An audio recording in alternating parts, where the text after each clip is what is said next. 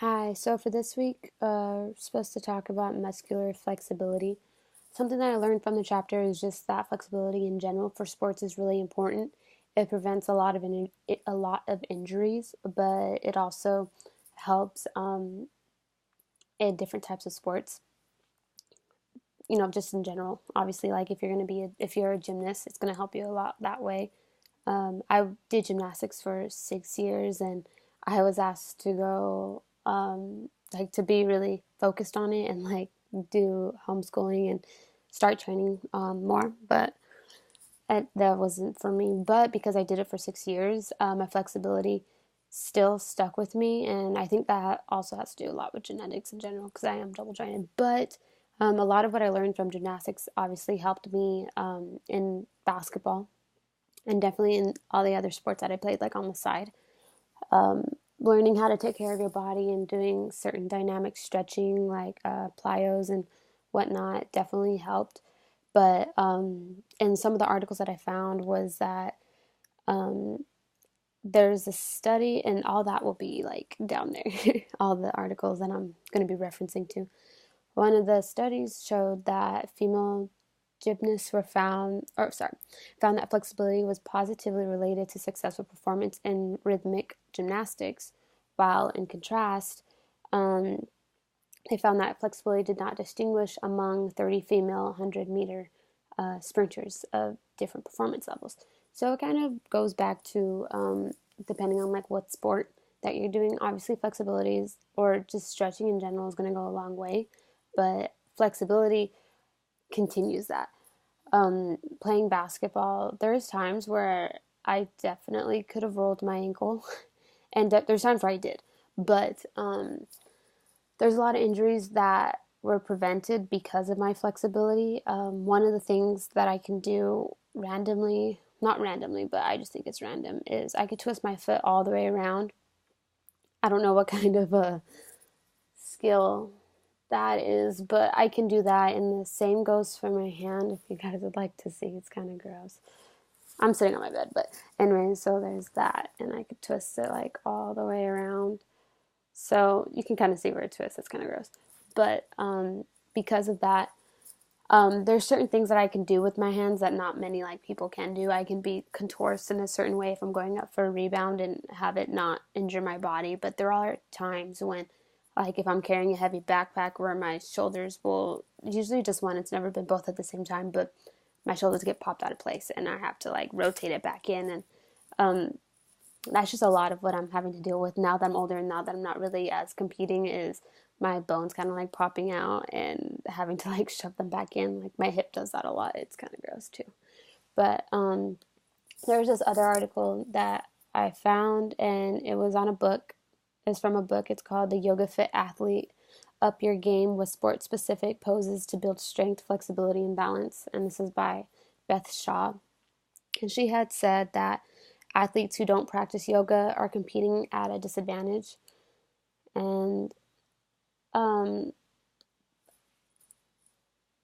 personally, for me, I don't like yoga, and so I'm gonna have to like disagree with her. Now I'm saying I'm not a professional or anything like that, but for my body, I mainly focus on my fast twitch muscles. I'm not that good when it comes to doing like slow twitch which is just like doing like slow stretching of like like doing squats or like the yoga poses definitely benefit more of the slow twitch muscles than it does of the fast twitch muscles. But um, I would just have to disagree with her that I think um, I would have to change that and say that athletes who don't practice their flexibility or don't often stretch their flexibility, I wouldn't necessarily say yoga, but athletes who don't practice their flexibility are at a disadvantage competing in different sports just because that being flexible prevents injuries, and it definitely allows athletes to come back a little bit faster than those who don't.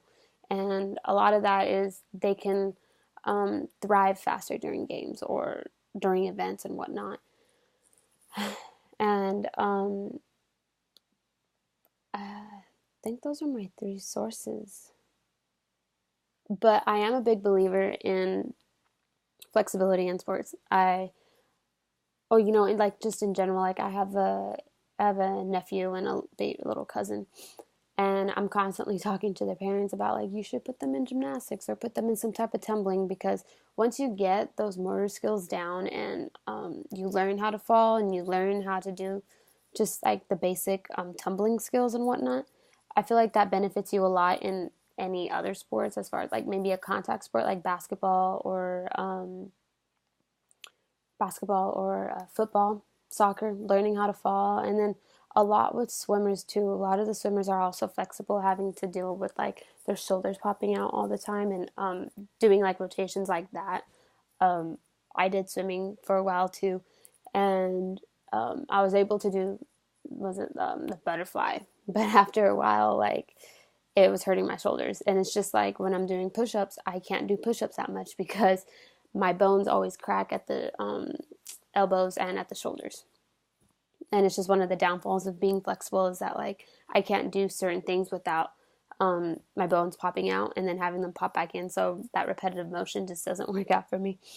But this chapter just basically helped me understand flexibility on a whole different level. Not just as something like, oh yeah, I'm flexible. It's something more of like, um, this is like great. Like I'm glad it benefited me, and it wasn't just like me saying like, oh, you're just weird. You can do this with your body. Like, no, I'm a good athlete because of this.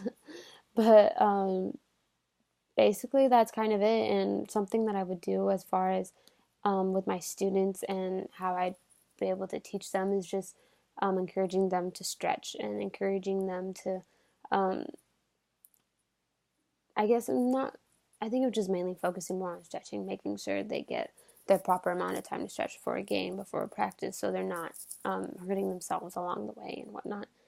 But yeah, that's pretty much it. And I hope you guys have a good week.